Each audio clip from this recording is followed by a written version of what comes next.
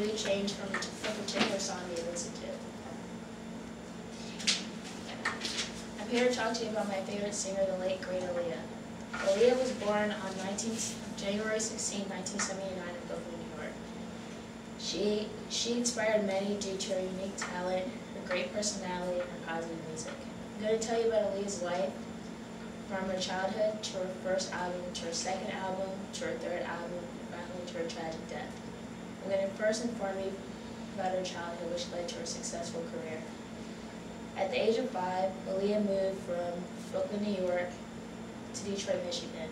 And at the age of 6, she discovered that she could sing. And at the age of 6, she performed for a school play, Annie. At the age of 11, she acquired her first real performance for this TV show, Star Search.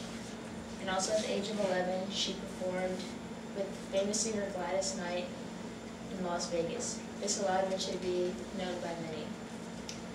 Her experiences in her childhood allowed her to release her first real album during her adolescent years.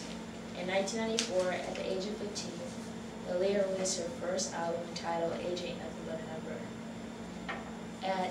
This album was produced by famous singer R. Kelly. And this album went platinum due to her hits like Back and Forth and At Your Best.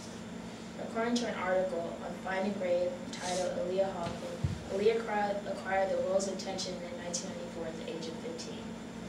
Her success from her first album acquired her to get a large fan base for her second album. She released her second album in 1996. This album was produced by famous producer Timbaland. And this album, unlike her first album, went double platinum in just 10 months due to singles like One in a Million, At Your Best, and If You're Real, Only You. An article entitled Aaliyah Hawthorne Filmography from Baseline.com states that her second album introduced the singer's new, more mature sound and focused on her undeniable talent and range. After 1996, she did not release her third album until 2001. In 2001, she released her third album entitled Aaliyah. At this point, she was labeled one of the greatest R&B artists of her era, but she was only able to shoot 2 videos for this album, which were More Than a Woman and One in a Million. According to the Rolling Stone issue of 2001 titled Aaliyah, 1979 to 2001, mentioned that her third record was already gold when she went to the Bahamas. She was not able to fully promote her third album due to her tragic death just 1 month after her album was released. On August 25, 2001, Aaliyah died tragically due to a plane crash after shooting her final video. The plane was carrying her and her video crew leaving the Bahamas.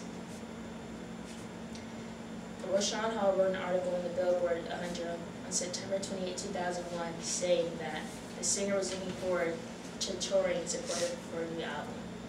Aaliyah and 7 other people were said to have, including the pilot, were said to have died instantaneously. Aaliyah was 22 at the age of her death. Also, a biography on Aaliyah's fan page on Pandora states that although she released 3 albums under her belt, she already earned a place as a talented trendsetter.